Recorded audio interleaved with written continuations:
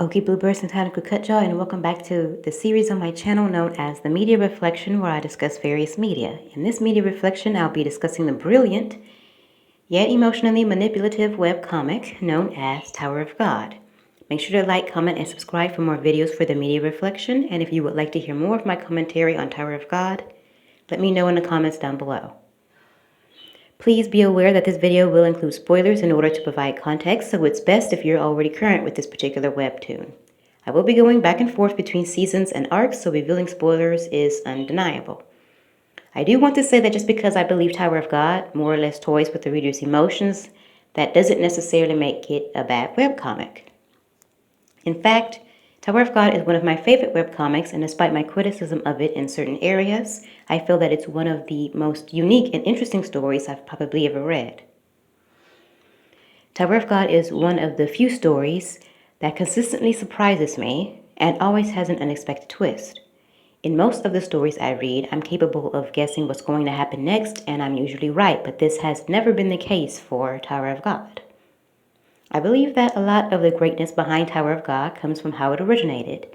Tower of God was originally a manhwa or Korean comic that has been serialized into a webcomic on the Korean site Webtoons.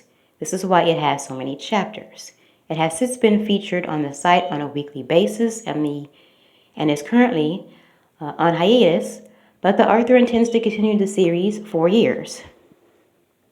Once you immerse yourself into the massive universe depicted in the webcomic, you quickly understand that this series could easily continue for another decade.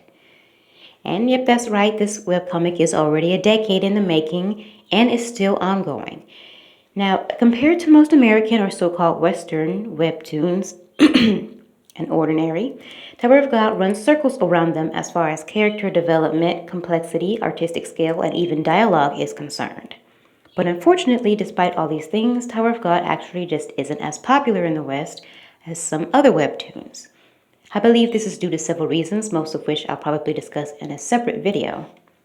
One of the many reasons, though, that I believe Tower of God is more popular among Eastern cultures is because of the sheer number of characters in the series. When I first decided to give Tower of God a chance, I had certain expectations in mind. One of those expectations was the design of the tower itself. I assumed that this tower was going to be an actual physical tower, like along the lines of the Leaning Tower of Pisa, for example, where we were to follow a small handful of talentless egomaniacs as they walk up a tower 30 or 40 stories high and go through a deadly but simple test on every floor. That was honestly my assumption about the makeup of Tower of God. I had likewise assumed that there was going to be a relatively small number of characters, maybe around 20 or 30 at the most. But as I said earlier, Tower of God surprised me. Not only is the tower in the Tower of God actually a collection of different worlds and areas within a single universe, but there are dozens upon dozens of characters in the series. After reading the first season, you'll understand that Tower of God is definitely one of those few pieces that will have characters constantly appear and reappear. Tower of God is set up in such a way that characters are constantly being introduced and reintroduced throughout the series. Now, if you're familiar with foreign idol music groups, i.e. K-pop, C-pop, J-pop, you'll quickly pick up on the collectivist attitude prevalent in the East, which I've always thought was a good thing, actually. The overly individualist value systems of the West is one of many reasons why America is ultimately destined to fail, but I digress. The thing is, from this perspective, having 65 to 85 different characters in a story is a non-issue, but for someone in the West, where people tend to both operate and think on an individual level, that many people in a single story can quickly become overwhelming. Now, it doesn't bother me, but to be fair, I'm very good with recalling names and faces in real life. But for those who aren't good at this, Tower of God could be hard to digest. It could be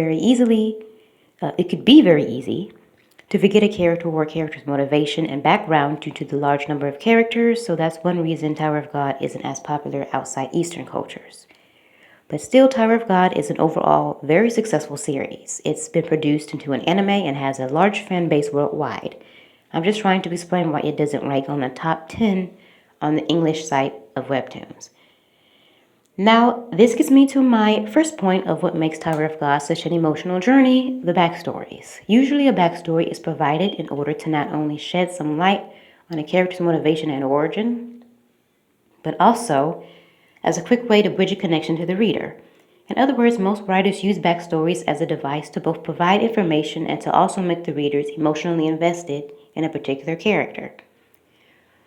One of the sometimes exhausting things about Tower of God is that almost every new character we're introduced to gets a backstory.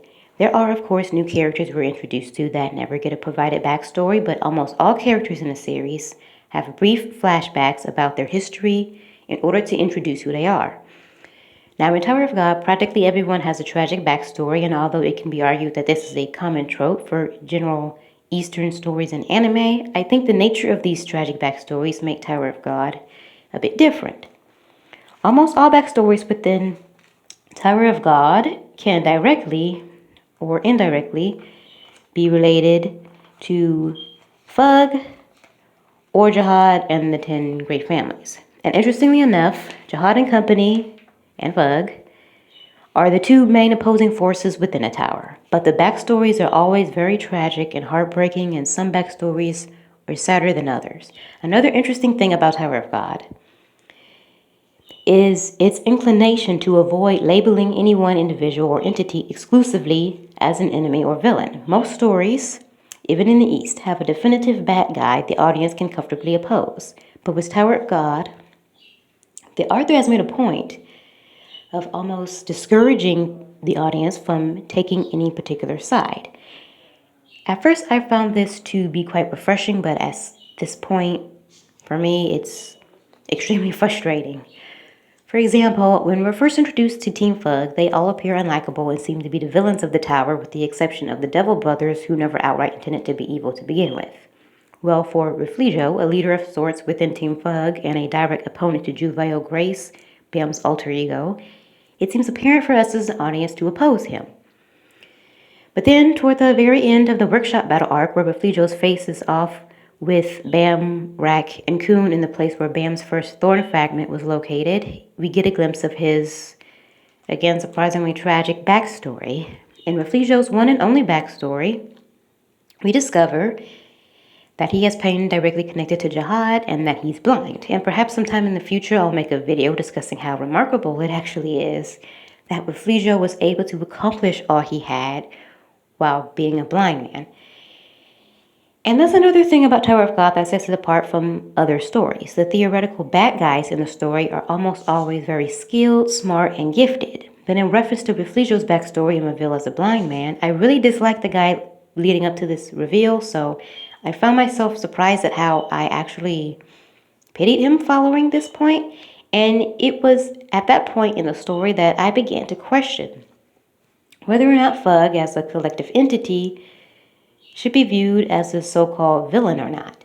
Obviously, Fug has done many things that would cause it to automatically be seen as an organization of terrible people, such as working with the workshop to kidnap and experiment on children, which I believe is the worst thing that Fug still actively does.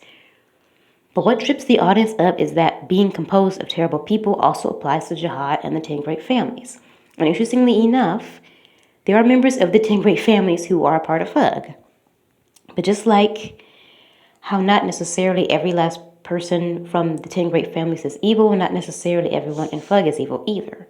We could just look at Bam, who was essentially forced to join Fug against his will, as well as given a new name and persona against his will, to see that everyone in the group isn't inherently destructive or murderous.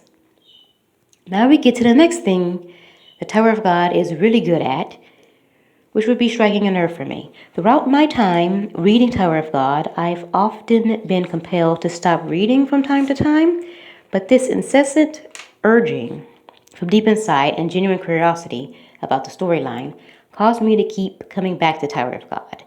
The first time this happened was around Season 2, Episode 42, when Hwoarang was telling his team about how he and Kasano became living ignition weapons. His backstory consisted of human experimentation, which is a topic I'm particularly sensitive about, so I decided to give Tower of God a break after this. And maybe sometime in the future I'll elaborate on exactly why this struck a nerve with me, as it is Slightly personal, but anyway, I was actually on the verge of making the decision to stop reading Tower of God altogether. And yet, surely enough, about 2 days after my break from the story, I was reading it again. There have been many other times while reading Tower of God where I felt compelled to take a brief break due to emotional fatigue. Another reason why Tower of God can be emotionally draining at times is because of the endless onslaught of unlikable characters or unlikable behaviors, but more specifically, how these characters are dealt with. Again, SIU has demonstrated that he doesn't truly believe in labeling a particular character in a particular way, and he's even explicitly said so in his blog. Well, not only does SIU essentially urge the readers to subconsciously force all the characters, even the especially detestable ones, into this neutral area, but he also does this thing that I found really unique at first, but which is extremely exhausting at this point, and that would be turning opponents into teammates. Now, there are instances in which I felt like this was necessary, or I believed that a character was redeemable enough to be a part of Team Bam, but now it just feels really, really forced. For instance, at the back of my mind while reading the workshop battle arc, I was hoping that Bam and Beta became friends. I felt like Beta, after being unwillingly used as a science experiment for the majority of his life and having been kidnapped, deserved a chance to live life outside a lab as a normal person, or rather, as normal as one can live inside the toxic death trap that is Tower of God. This is why, when Beta was essentially recruited for Rand's team, I was really happy for him. Beta, all things considered, wasn't a barbarian, and actually he's far less brutal than Rand is, which is indicative in Season 2, Episode 116, when a group was on the train leading into Train City. The group is ambushing people on the train for Hell Train tickets. Rand's corridor is saturated in blood, and what I assume to be dead or semi-dead bodies are tossed all over the place. Meanwhile, Beta's section of the train seems to be free from blood, with a neat pile of unconscious bodies in the corner. He's no longer obsessed with killing Bam, and he actually seems to be somewhat content, I guess you could say. I'm not entirely sure if I could say Beta was happy at this point, but he was definitely not irate anymore. We see his true character. He can work well in a team, he's diligent, and he is far less brutal than many of the supporting characters. So when Beta essentially became a part of Bam's albeit distant team, I was glad. But as the story progressed, I realized that this is a formula SIU almost always follows. White. White is an example of a character I absolutely hated and wanted to see killed off, but here we are still with him in Season 3, and not only is he still around, but he's also, yes, a part of Bam's team. So we, as an audience, are essentially forced to accept a psychotic, deeply manipulative, genocidal narcissist as Bam's current teammate. And it's not like White is remotely apologetic for all the lives he destroyed or souls he's taken. And defiling a soul is far worse than just killing someone. But he actually secretly has plans to eat Bam's soul. He hasn't changed. He's not a good person. He killed Prince and indirectly killed Raptor, and his demonic behavior shouldn't be overlooked just because he's working with Bam now. I don't know if it's temporary or long-term, but I don't like it. The fandom is always going on and on about Rachel and how downright terrible she is, but I think we can all agree that White's evil actions can run circles around hers, even on a bad day. Rachel might be annoying and have this inexplicable sense of entitlement, but she isn't worse than White. When you think about it, literally every individual we could possibly perceive as a villain within this story is or has been a direct or indirect member of Bam's team. Keisher, White, Dort, Yama, Caliban. At this point, I no longer think it's clever, but instead it's becoming very predictable and overdone. But now Bam's fighting against Jihad's army, so I guess that's why SIU chose to do this. Something else that also always causes me to become emotionally drained is the frequent back and forth with Bam and his alter ego, Jue Viole Grace. As we learn about halfway in the story during the Floor of Death arc, Season 2, Episode 239, the origin of Bam's Pho given name is based on his parents' names, V and Arlene Grace. What makes the situation surrounding Bam's alter ego a bit difficult to follow at times is that it blends into his real personality. The drastic change in personality between Season 1 Bam and Season 2 Bam is immediately evident. When Season 1 ends, we're shown a vulnerable, soft-hearted, talented, but relatively weak Bam. We all know about his relationship with Rachel and how she was somehow the only human being in his life for the full 13 years of his existence up to this point, and how he truly craved friendship, companionship. Bam was very emotionally attached to Rachel because of this, so much so that even after she betrayed him, he still somehow couldn't properly process what had happened. By the time Season 2 rolls out, you would assume he had gotten over Rachel, which we later discover he really hadn't yet. The setting is years later, and Bam is now operating under the persona of Jue Viole Grace. We can immediately tell that Bam has changed in many beneficial ways. In Season 1, he was hesitant to attack anyone, and he wanted everyone to be a winner and was afraid to be alone. In Season 2, Bam, or Jue Viole Grace, is willing to use his full power, succeed even if that means the failure of everyone else in his vicinity, and operate singularly. Actually, each season, Bam becomes a lot stronger, not just physically, but mentally as well. And this is something I really appreciated. He can handle not being around his friends, although the nature of Tower of God essentially demands that everyone have or be in a team. He's capable of verbally reprimanding people, and in Season 3, he's actually willing to kill people, which in and of itself isn't a great thing, but which is sadly almost demanded within the cruel universe of Tower of God. Not to mention, as time goes on, he eventually gets over Rachel completely. So in a sense, being forced to become a slayer for Thug has made Bam stronger on a personal level outside of a Thug capacity. Each season, Bam gets stronger after being trained by a member of Thug or someone closely associated with Thug. But it's still understood that Bam and Jue Viole Grace are supposed to represent two different people. So there are times where the contrast gets somewhat lost, I suppose. The next thing I want to mention that makes it difficult to read Tower of God at times is the constant change in Bam. Now, I know change is generally supposed to be a good thing, and like I already mentioned earlier, Bam has improved in many great ways. The Tower of God is an intense, unfair environment where murder and torture is not only rampant, but also goes completely unpunished. Anyone can kill anyone else at any time, for any reason or no reason at all, and get away with it like absolutely nothing happened.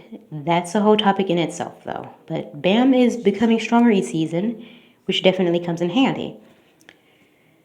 With this being said, though, I've noticed aspects of his personality that I don't necessarily appreciate. As shown in the Deng Deng arc, the Bam we now know is far more willing to lie, manipulate, and kill to accomplish whatever he needs or wants to accomplish. Some may say that this is a result of dealing with Khun for years, and whereas Khun has certainly impacted Bam in many ways, Bam also isn't necessarily attached to Khun's plane on a constant 24-hour basis. There have been times where Bam goes days, or weeks, or even years without seeing or interacting with Khun. So Khun really isn't as huge an influence on Bam's behavior as some may believe. Honestly, Bam's tutors at the end of each season seem to have the most impact on him personality-wise. This is a very different topic, but I was so heartbroken and surprised, really, when Bam wasn't able to help Deng Deng. And of course, this is partly due to how I became emotionally invested in Deng Deng's story, thanks to SIU, since he loves to draw a connection to the audience with a particular character and then kill that character off. This happens fairly often in Tower of God, too. But then, Yas Racha almost eliminates the entire canine species, so I guess worse things were yet to come. Going back to Bam, though, seeing him change in covertly drastic ways is a bit nerve-wracking because it makes me wonder if he'll ever be capable of becoming greedy and corrupted by power. He's already extremely powerful and is renowned for being something of a living legend within the tower. It would be very easy, as well as quite plausible at this point, for him to become arrogant and violent. After all, even Jihad himself didn't necessarily start off corrupted, but instead became corruptive over time. So in short, reading Tower of God is an overall dynamic read, albeit emotionally draining for a number of reasons. 1 is tragic backstories. 2 is inclination to essentially force the reader to categorize everyone into a moral gray area. 3, highly skilled and intelligent theoretical villains, who I suppose we could just classify as antagonists. Another emotionally draining aspect of Tower of God would be potentially striking a nerve for sensitive topics, weaving these situations in which antagonists, some of whom which are extremely unlikable, casually becoming a part of Bam's direct and indirect teams is very tiring. The interconnected and sometimes confusing relationship between Bam and his alter ego, Jue Viole Grace, is yet another thing that exhausts me. And the major shifts in Bam's personality is a final thing I would list as the last of several aspects that make Tower of God somewhat difficult to read at times. But these things are all just my own personal opinions based on my own values, and when Tower of God does resume, I still plan on reading it. But what do you all think? Leave your thoughts down in the comment section below. And with that being said, I'm Cut Jaw, this is The Bone Thread, and I'll see you